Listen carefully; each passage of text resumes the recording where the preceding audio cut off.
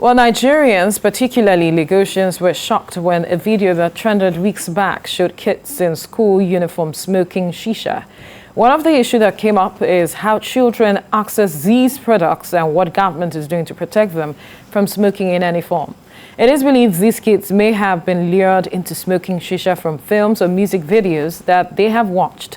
Some countries have put in place measures to ensure smoking scenes do not appear in movies and music videos. Unfortunately, in most African countries, smoking in movies and music videos is yet to be viewed as a huge threat to kids. A recent report by Corporate Accountability and Public Participation Africa shows that this practice seems to be gaining ground and requires concerted effort to checkmate.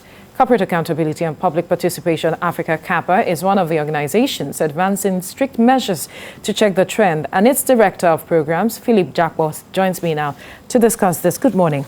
Thank you for joining us on TVC Breakfast. Always a pleasure. Right. Let's begin with that video because it generated a lot of concern across the board for a lot of people, not just parents, but seeing young people, engaging in such acts.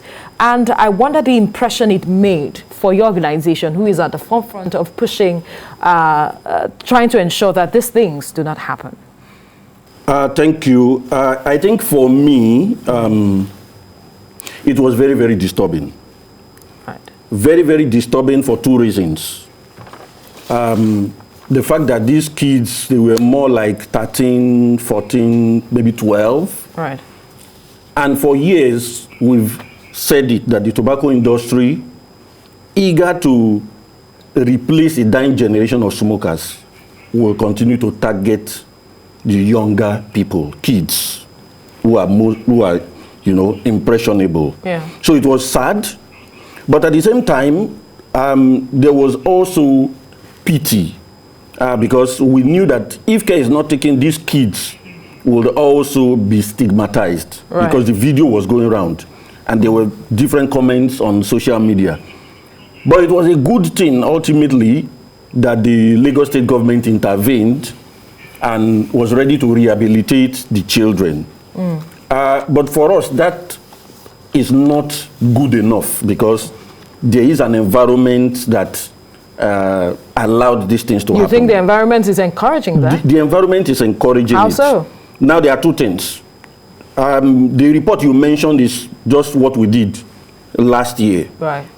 But sometime about 4 years ago, we also did a similar report, which showed that the tobacco industry ensures that what we call point of sale is close to the schools. In other words, while these kids are going to school or coming back from school, you have these kiosks where they can buy biscuits, candies, and just there you can also see packs of cigarettes. Like I said earlier on, kids are impressionable. So every day they want to buy biscuits, they want to buy sweets, and they see that beautiful pack. One day they want to try it. That is one phase. And at that point, we made the recommendation that point of sale, close to schools, the government should ensure that tobacco products are not there. But beyond that, there's even a law, the National Tobacco Control Act. Yes. Bans tobacco advertising, promotion, and sponsorships. Now, apart from those point of sales, these kids also watch these things in movies. They see people smoke and glamorize it. Is there a provision for that in the law? Yes, there is. The National Tobacco Control Act, Section 12, Subsection 1, prohibits tobacco advertising, promotion, and sponsorships. In other words, films are not supposed to depict and glamorize smoking. And then there's shisha, of course, which is what happened. And on social media, it's there. You see a lot of glamorization. Supposed role models are puffing these things and making it seem like, this is an alternative lifestyle that is positive. Unfortunately, these are the things that the National Tobacco Control Act and the regulations prohibit. But it has found its way into our films. And it is the industry doing this to, target these kids who see these things and think that is how life should be, that this is hype. And then we have the kind of scenario that you have with these kids. Before we come to the aspect of the world becoming a global village in terms of access to internet and all of it, let's look at the level of engagement with stakeholders in the movie industry. The response, because I knew there was a campaign sometime that your organization engaged in. What was the response that you got, reaction with regards to this issue? Because not just Nollywood, we also have other woods within the country. Woods, exactly. Yes. So what was the reaction? What is the level of engagement with these people? Well, like you mentioned, there are other woods. Yes. So, of course, we've engaged and we're still engaged in Nollywood. There's also Kannywood, which is big in the north. There's the Kannywood Women Association of Nigeria. And, of course, you have the Theatre and Movie Practitioners Association of Nigeria. You have the Music and the Film Censors Board. Yes. These organizations, we have started discussion with them because we know that it is not what we can do alone. Absolutely. The response has been positive because this is a menace that will affect all of us. We have kids, we have brothers and sisters, the impressionable. We know we all have to team up to do this. It has happened in other climes. It's in the US, Paramount Pictures, Sony, they have put in place these measures to ensure that, even Bollywood in India, they have put in place these measures to ensure that the films that children watch do not have these scenes. And any scene that has smoking should be classified adult.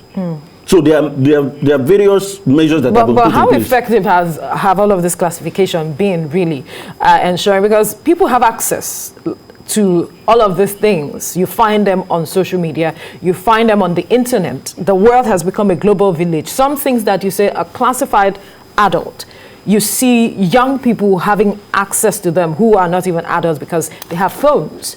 How are we also looking at that aspect? Because perhaps the industry might tilt in this direction, but they still have access to the internet. And that is where this collaboration comes from. Because once you have the industry in sync with this initiative, then, of course, you are going to have these measures put in place. I think Netflix did something recently in this regard. So you can see, I've mentioned Paramount Pictures, I've mentioned Sony, I've mentioned Bollywood doing it. Yes. You know, Netflix is big. We all want to watch films on Netflix. Netflix has also put in place a policy to ensure that, you know, these scenes are not, you know, glamorized. They are not there. We have a law, like I mentioned, which prohibits these, what we call them TAPs, tobacco advertising, promotion and sponsorships. Yes. What we want is the enforcement of these laws.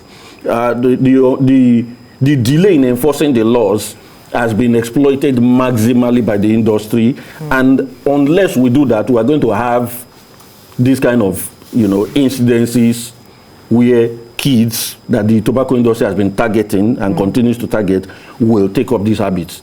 Once we have films, for instance, that have this written and they have health warnings calling by that this is not good for your health and things like that, we are going to ultimately, you know, get somewhere. All right. Now, one other key stakeholder that perhaps we are not paying attention to is the aspect of parents. Charity, they say, begins at home.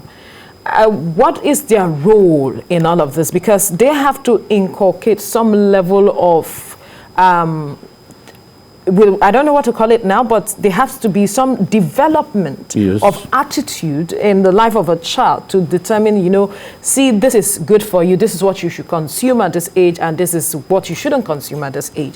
What is their role?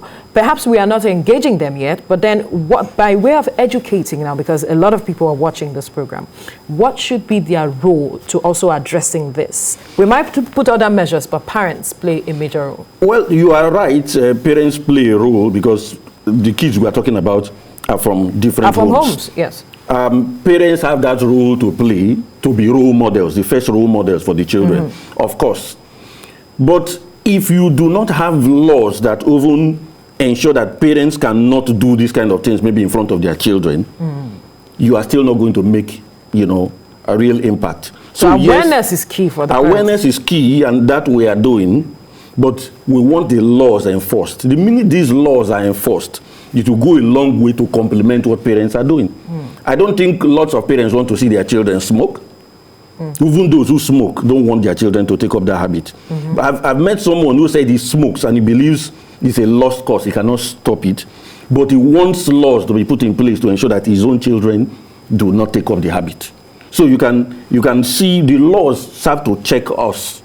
You know, when kids have this message at home, they are going to school, they don't see cigarettes, it's not glamorized in films. Are we also collaborating with schools? Because you mentioned schools now, and I'm thinking, yes, perhaps there's another aspect. Yes. When the initial report was released, in fact, we worked with the Ministry of Education to ensure that this happens. And that study was conducted in 5 states. Here, even Lagos, your state, I think Nasarawa, Enugu, you know, Kaduna, so that, but we need the overarching law, which is National Tobacco Control Act 2015 and the National Tobacco Control Regulations 2019 to be enforced. The minute these laws are enforced, to a large extent, is going to stem this menace which the tobacco industry Still talking, before we get into understanding the impact of all of this on the society, on children, because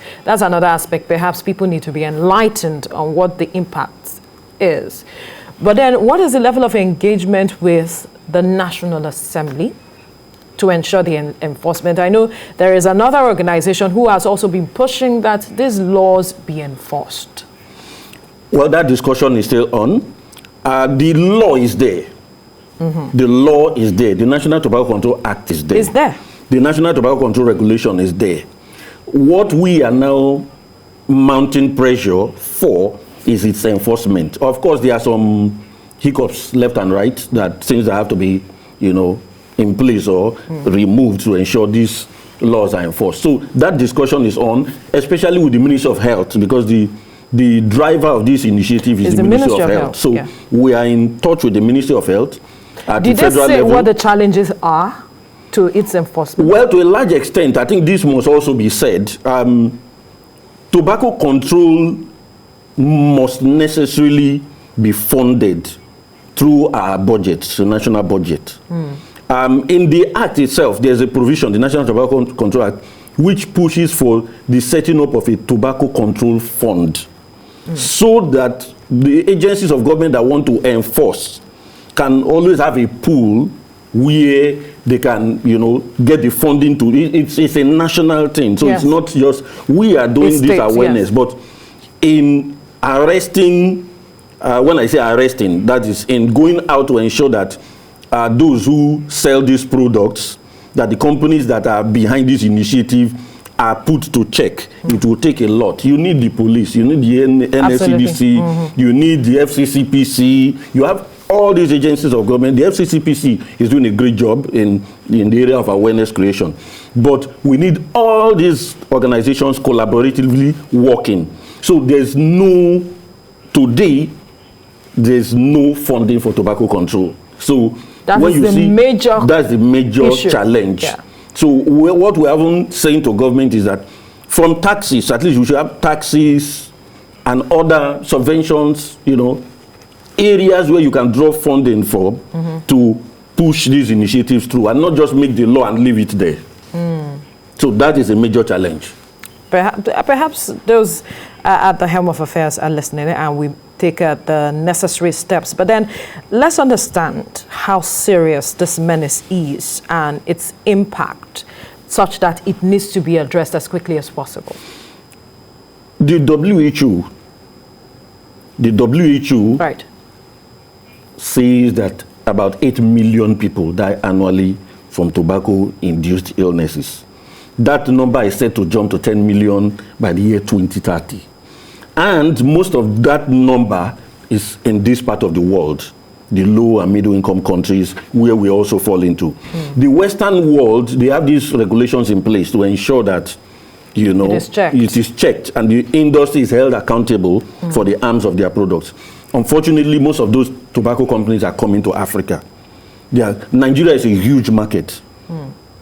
Cigarettes are manufactured in Nigeria and exported to other parts of Africa. So it's a huge challenge, and that challenge necessitated what we call the Framework Convention on Tobacco Control, which is the first public health treaty globally. Nigeria is a signatory to that treaty.